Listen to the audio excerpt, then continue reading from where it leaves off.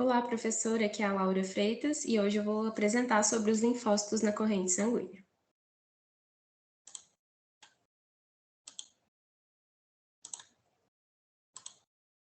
Bom, vamos lá. Bom, primeiramente, os linfócitos, antes de serem linfócitos, eles são células progenitoras linfóides comuns.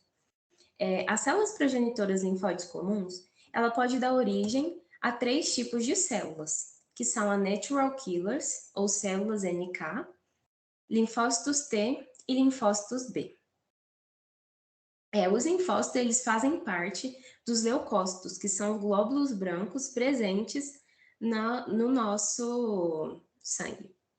E eles integram o sistema imunológico, combatendo agentes agressores que podem causar infecções. Durante a minha pesquisa, eu vi algo que eu decidi compartilhar, que é bastante interessante, que diz que quando o indivíduo ele está em um pico de estresse ou de tristeza muito alto, isso pode impactar na diminuição dos linfócitos. E essa diminuição dos linfócitos pode trazer a uma diminuição do sistema imunológico, o que pode causar algumas doenças naquela pessoa, ou então deixá-la suscetível para maiores infecções.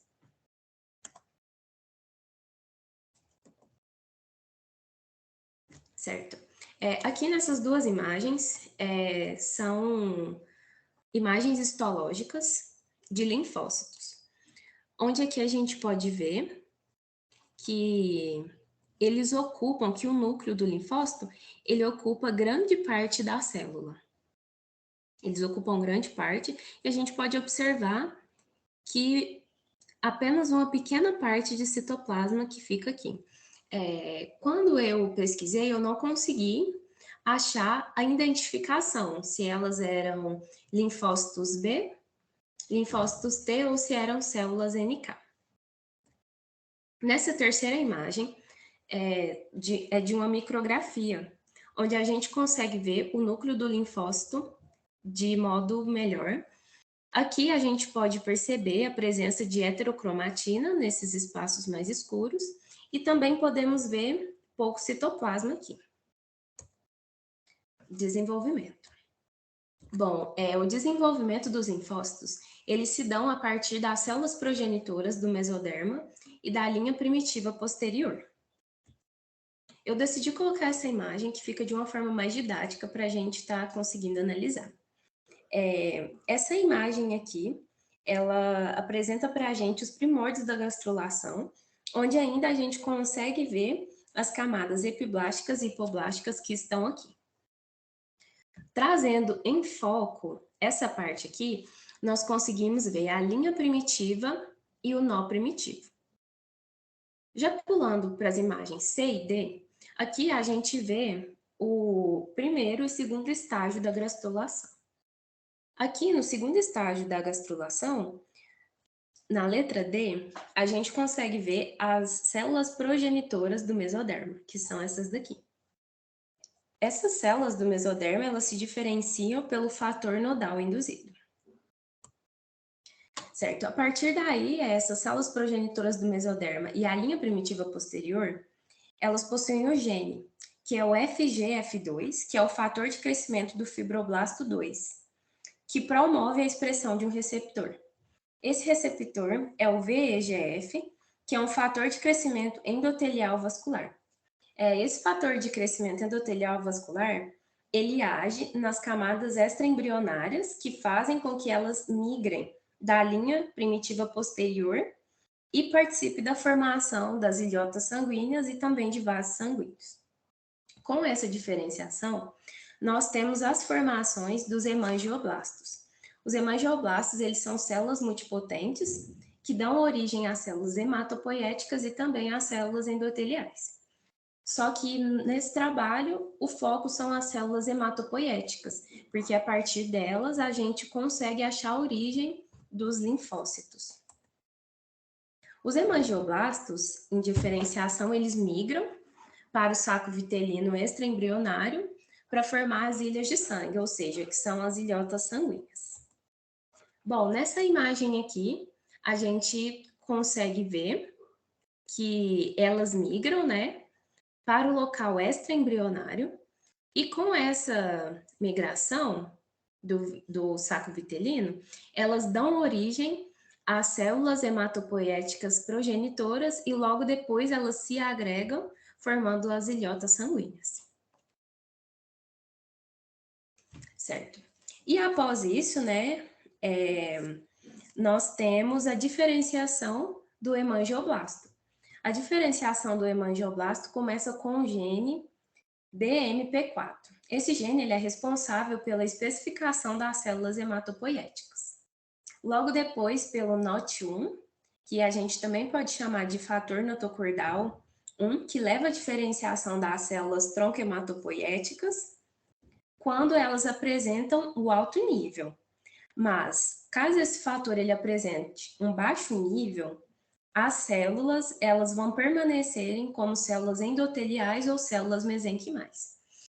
Outros genes de fatores que influenciam também é o ROXB5, ETV2 e FOXC2. E com isso também nós temos a sinalização IHH. Essa sinalização é de extrema importância para a hematopoiese primitiva em explantes do saco vitelino. E com essa sinalização, a gente tem a formação de células tronco hematopoéticas primitivas. Essas células tronco hematopoéticas primitivas, sucessivamente, elas continuam dentro dessa sinalização IHH. E com isso, nós temos a formação de células tronco hematopoéticas definitivas. As células tronco hematopoéticas definitivas, elas ainda continuam dentro do saco vitelino, e lá elas sofrem diferenciação com os genes CD34, CDH5 e TGA2B, KDR, PTPRC. Após elas sofrerem diferenciação com esses genes, essas células tronco elas vão migrar para o broto hepático. E a partir daí teremos células tronco hematopoéticas de nível B. Elas são de nível B justamente pelo fato de terem migrado para o broto hepático. Bom, nessa imagem aqui do estágio 12, nós conseguimos ver, né, o broto hepático, onde ele está na parte distal do intestino anterior. Essas células, né, elas vão colonizar esse broto do fígado por migração da região do saco vitelino e da região aorta gônadas mesonéfra, que é a região AGM. Após isso, o broto do fígado ele vai colonizar também a medula óssea durante o 6º mês. E através dessa diferenciação pelos seguintes genes, que é o NOT-RUNX, que na verdade são 2 genes juntos, e aí eles formam uma via crítica para o destino e desenvolvimento das células hematopoéticas. O fator NOT é ativado pelo fator GED, que está localizado na superfície dos osteoblastos endosteais. O WNT atua fornecendo o nicho das células hematopoéticas da medula óssea, e a angiopoietina 1 e TE2 são extremamente importantes também nesse processo, porque elas são ligadas umas às outras e mantêm a manutenção das células tronco hematopoéticas. E a partir daí, nós teremos a formação da medula óssea vermelha.